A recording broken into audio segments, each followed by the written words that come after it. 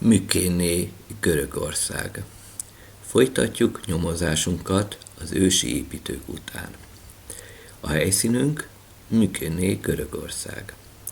Az ókori Görögország egyik legjelentősebb régészeti lelőhelye, amely a Peloponészosz félsziget északkeleti részén, Argolis régióban található. A város a Mykéné civilizáció központjaként vált ismertté, amely a Krisztus előtt 16-tól 12. században, a bronzkor végén uralta a térséget, és amerről a teljes korszakot is elnevezték, Mykéné-kor. Történelmi jelentőség. Alapítás és legendák. A hagyomány szerint Perszeusz, a mítikus hős alapította a várost. A város időszámítás előtt, tehát Krisztus előtt 3. évezredtől lakott volt, és Krisztus előtt a 16. századtól az Atreidák Arteusz ház uralkodó dinasztiájának székhelye lett. Virágkor. A Mykéné civilizáció csúcspontja Mykéné volt a térség politikai, katonai és gazdasági központja, amely uralma alá vonta a Peloponészosz nagy részét, tehát a félszigetet, Krétát, Kükládokat és a Kis-Ázsia egyes részeit. Híres uralkodók. A legismertebb mykéni király Argamenon, aki a trójai háborúban a görög seregek fővezére volt. Bukás. A város Krisztus előtt 1150 körül a dórok feldúlták, majd Krisztus előtt az 5. században Argosz pusztította el véglegesen. Alapítás. Mykéné területe már az új kőkor óta lakott volt, de a város alapítását a görög mitológia Perszeusz köti, aki Zeusz és Dante fia volt. Történeti adatok szerint a város a helladikus korban, időszámítás előtt 1900 körül az akhályok alapították, akik stratégiai fekvése miatt emeltek jelentős várossá.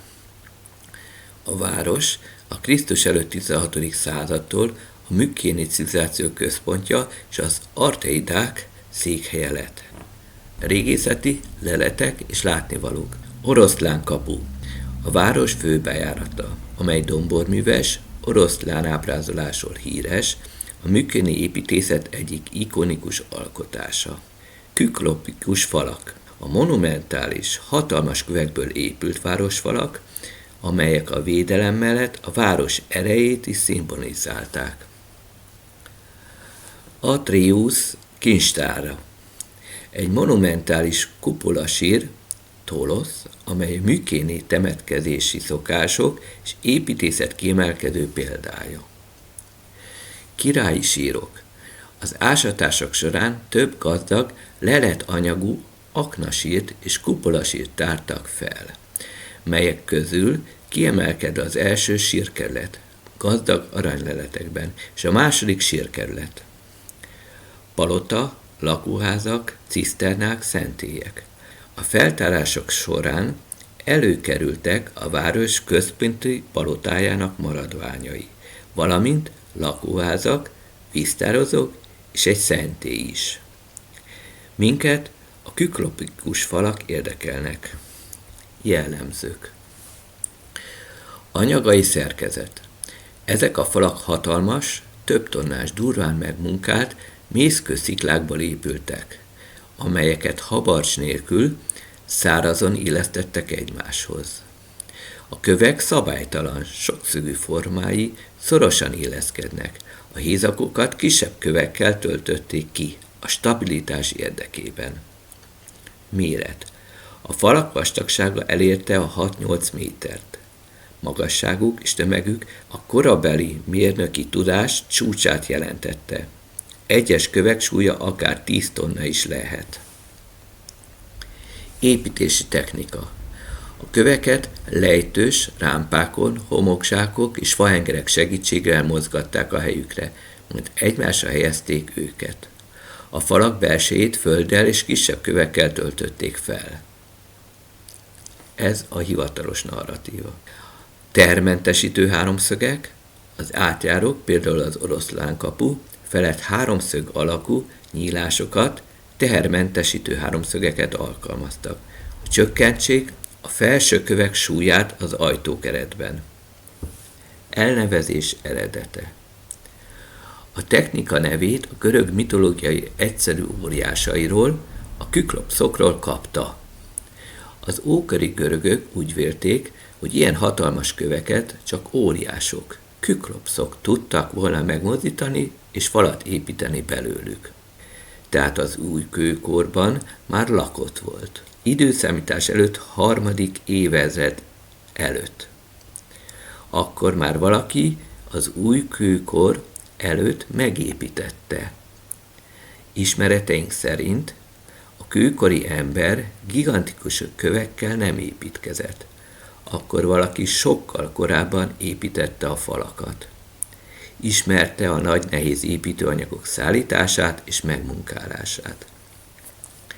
Itt ugyanabba az esetbe kerülünk, mint Egyiptomnál, mint Bulgáriánál és sok más esetben, hogy annyira nagymértékű építkezés, olyan nagymértékű technológiai fejlettség kellett ezekhez az óriás kövekhez, amit a helyi lakosok, ezt messze túlnőtte őket.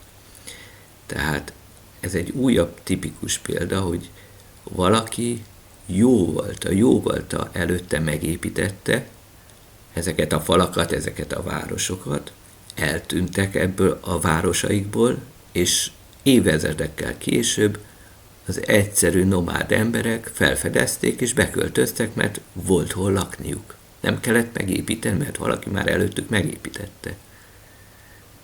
Ezért tudtak megerősödni és társadalmat létrehozni, amiből aztán a történelem most már híres társadalomként nevezi. És rájuk ragasztja, hogy ők építették meg, mert hát ha valaki ott lakik, akkor az magának építette. Ami persze nem igaz. Ez egyértelműen látható. Olyan alapokat építettek, amik megtartották a 40-60-80 tonna súlyú építő elemeket. A hivatalos narratíva szerint 10 tonnások a kövek, de ez csak a felső kövek.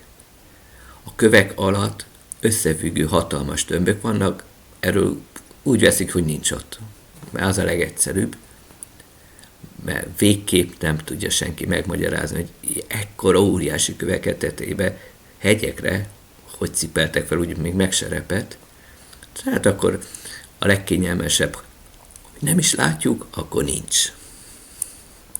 Egy szóval a mostani technológiát jócskán meghaladja.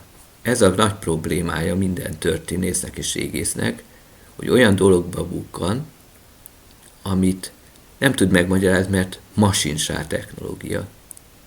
Tehát a kőkori ősember, aki nyilakat lövöldözött, meg kavicsokat dobált, nem lehetett fejlettebb, mint 4000 évvel később valaki, aki még most sincs azon a szinten. Ez egy akkora dilema, egy akkora probléma feloldás, amit egyszer nem akarnak tudomásul venni, és akkor a lelkük megnyugodott, akkor nem foglalkozunk vele, akkor nincs. Pedig ezzel maga az egész történelmünk teljesen máshogy kell értelmezni. Tehát a hamisítás már így ki is zártuk. Teljesen így van. Ha mi nem tudjuk megcsinálni, ők miért tudták volna a kőkoriak. Hogy ki, mikor csinálta rejtély. Egy biztos, nagyon fejlett volt. Amiről beszéltünk, ha mi nem tudjuk, elképzeléseink sincsenek, hogy csinálták meg, nem hogy technológiánk, nem hogy kivitelezési módszertanunk, semmit sincs. Egyértelmű, hogy nálunk fejlettebb, mert csak egy fejlettebb tud olyat csinálni, amit a fejletlenebb nem tud. Ez különben teljesen logikus. És a mai modern ember erre a romokra költözött rá. mármint úgy értjük a modern ember, hogy a mai világ embere. Mert van, aki azt gondolja, hogy egy másik civilizáció embere vagy lénye építette, és az ember az a modern, tehát mi vagyunk a modernek, akik fejletlenek vagyunk a másik civilizációhoz, de ez egy mellékes dolog. Tehát a modern ember rá kellett, hogy költözön egy meglévő építményre. És át kellett venni azt. Költözött rá, lakta be. Így lett ott egy civilizáció. Talán talált valami gépeket, vagy technológiát, amitől a kor legjelentősebb civilizációja emelkedett ki a kőkorból. Ezzel létrehozva a ma ismert Mykéni civilizációt. Köszönöm figyelmeteket, sziasztok!